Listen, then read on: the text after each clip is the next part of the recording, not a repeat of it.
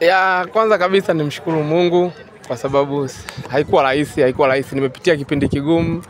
Ya lakini niliamini kwamba hizi ups and down kwenye mpira, sio kwenye mpira, katika maisha zipo. Kwamba wanasema kiza totolo ndio ishara ya mapambazuko. Kwa hiyo binafsi kama mchezaji nilichukulia in a positive way kwamba kuna watu wanaweza wana deserve, wanacheza, wana deliver ambacho probably zaidi yangu mimi. Kwa hiyo nilitulia na naamini muda wangu umefika, mwalimu kaniamini. Nashukuru Mungu.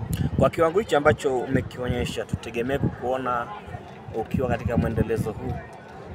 Yeah, tutegemee kwa sababu wanasema bado na race, bado na dreams kubwa, bado na Singida Black Star inanidai sana.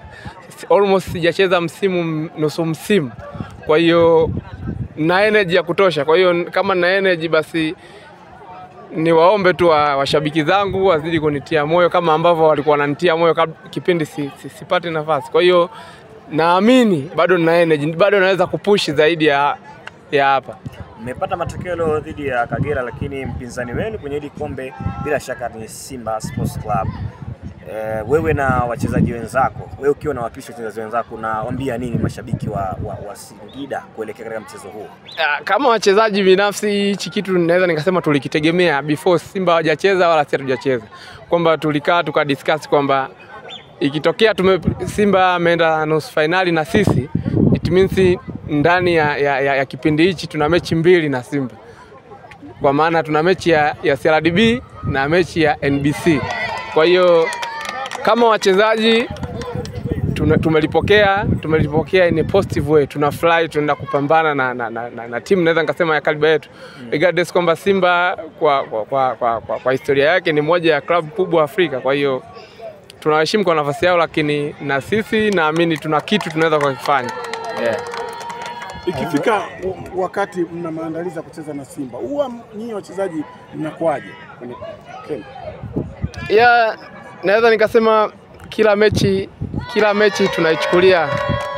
tunaichukulia ni mechi kubwa, kwamba kwa sababu tunacheza na Simba na inamaanisha kuna game approach yake. Kwa hiyo kuanzia kambini, kuanzia mentality, unajua unaenda kucheza na klabu ambayo inacheza ina 80%, yani inakuja yenyewe ina 80% ya matokeo.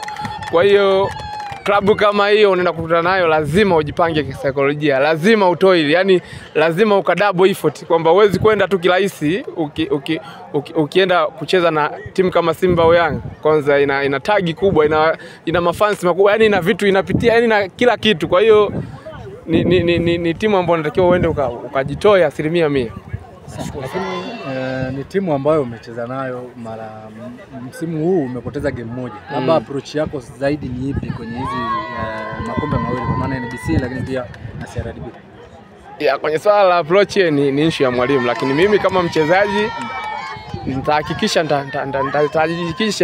najitoa kadi Mungu atakavyonibariki kuhakikisha tunapata haya matokeo. Nakushukuru sana. Pamoja sana.